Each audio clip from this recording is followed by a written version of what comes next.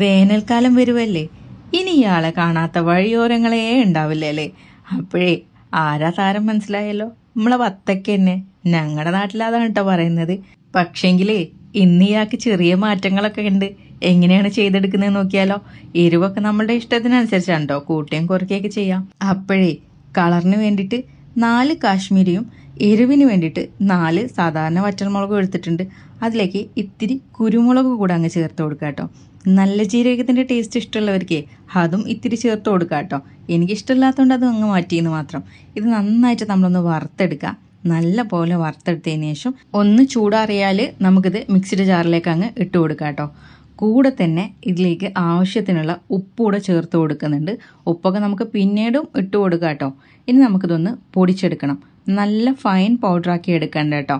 ചെറിയ തരിതരിപ്പോട് കൂടിയാണ് നമ്മളിത് പൊടിച്ചെടുക്കുന്നത്. അപ്പോഴേ അതവിടെ നിൽക്കട്ടെ. ഇനി നമുക്ക് നമ്മുടെ വത്തക്കയെ ഒന്ന് മുറിച്ചെടുക്കണ്ടേ.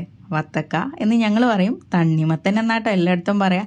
അപ്പോൾ വത്തക്കയെ നമുക്കൊന്ന് കട്ട് ചെയ്തെടുക്കാം. ഇതേ വലിയ കഷ്ണം വേണോ ചെറിയ കഷ്ണം വേണോ അതൊക്കെ നമ്മളുടെ ഇഷ്ടമാണ് കേട്ടോ. ഞാനിവിടെ ഒരു സ്ക്വയർ ഷേപ്പ് ആക്കിയിട്ട് എടുക്കുന്നുണ്ട്. പിന്നെ കഴിക്കാൻ സുഖത്തിന് വേണ്ടിയിട്ട് ഇതിലെ കുരുവൊക്കെ മാറ്റുന്നുണ്ടെങ്കിൽ അത് നന്നായിരിക്കും. പക്ഷേങ്കിലൊരു കാര്യം പറയട്ടെ, ഈ കുരുവിൽ ഒരുപാട് ഗുണങ്ങളുണ്ട് കേട്ടോ. ഇത് കഴിക്കാൻ പറ്റുന്നവർ കഴിച്ചോളൂ കേട്ടോ. കഴിക്കുന്നതാണ് ഏറ്റവും നല്ലത്. അപ്പോൾ ഞാൻ അതൊക്കെ ഒരു ബൗളിലേക്ക് മാറ്റി കൊടുത്തിട്ടുണ്ട്. ഇനി നമുക്കിതിലേക്ക് ചെറുനാരങ്ങ പിഴിഞ്ഞ് കൊടുക്കണം. ഞാനിവിടെ ഒരു വലിയ ചെറുനാരങ്ങയാണ് കേട്ടോ എടുത്തേക്കുന്നത്. അല്ലെങ്കിൽ നിങ്ങൾക്കൊരു ചെറിയ 2 ചെറുനാരങ്ങ എടുത്താലും മതി. പിന്നെ നമ്മളുടെ ഈ ഒരു തണ്ണിമത്തൻ്റെ ക്വാണ്ടിറ്റിക്ക് അനുസരിച്ചിട്ടാണ് എല്ലാ ചേരുവകളും നമ്മളിതിലേക്ക് ചേർത്ത് കൊടുക്കുന്നത്. അപ്പം അത് നമ്മളിതിലേക്ക് അങ്ങ് ചേർത്ത് കൊടുത്തതിന് ശേഷം നമ്മൾ ഈ ഒരു പൊടി അങ്ങ് ഇട്ട് കൊടുക്കുക കേട്ടോ.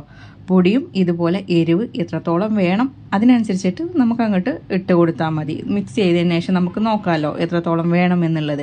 അപ്പോൾ നന്നായിട്ട് അങ്ങ് മിക്സ് ചെയ്ത് കൊടുക്കാം. ശരിക്കും ഇത്രയേ ഉള്ളൂ കേട്ടോ ഇത് പണി. സത്യം പറയുകയാണെങ്കിലേ ഒരു പ്രാവശ്യം ഇങ്ങനെയൊന്ന് ട്രൈ ചെയ്ത് നോക്കിയുള്ളൂ കേട്ടോ.